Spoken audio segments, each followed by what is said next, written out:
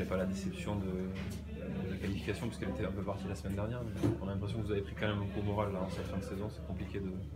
Oui, c'est très compliqué parce que depuis le début du championnat, on a l'impression, c'est par rapport aux résultats, par rapport à la fusion, par rapport là, c'est les précisions qui restent et qui partent.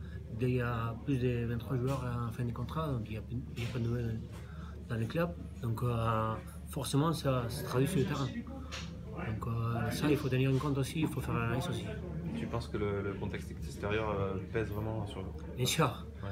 il y a des joueurs qui ne savent même pas qu'est-ce qu'ils vont faire la saison prochaine. Donc, forcément, on est des humains, on n'est pas des machines, donc il y a une grande influence sur les joueurs, sur l'équipe et sur l'équipe.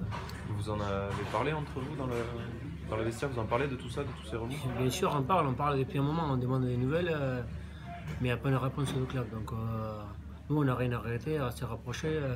C'est vrai que la semaine dernière, on a fait un très mauvais match, mais au niveau d'attitude, il n'y a rien à se rapprocher.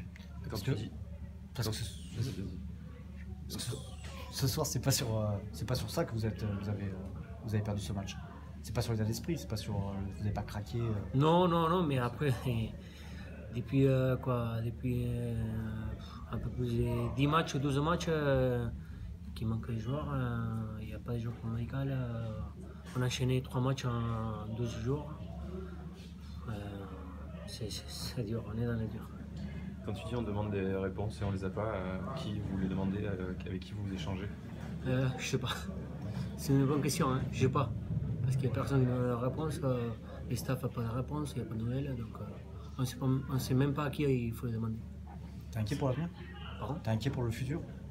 Bien sûr, il reste 3 matchs, si je ne me trompe pas, et on ne sait pas qui va rester, qui vient.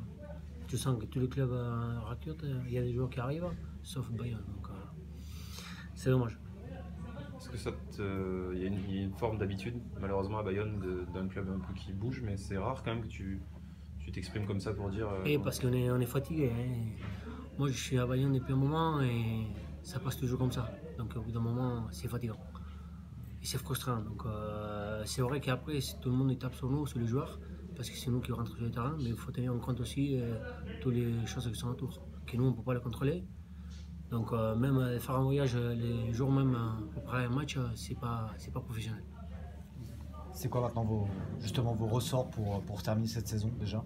Il faut finir avec les meilleurs visages possibles. Il faut tout donner, il faut pour à la fin sortir avec la tête haute.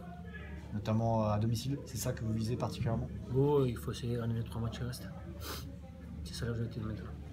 Mais le plus important pour toi, c'est quand même d'avoir des réponses rapides pour l'avenir, puisque maintenant il n'y a plus rien à jouer. Pas forcément pour moi, mais non, parce que pour toi, moi je suis sous contrat, mais pour les autres joueurs, il faut demander au minimum de respect.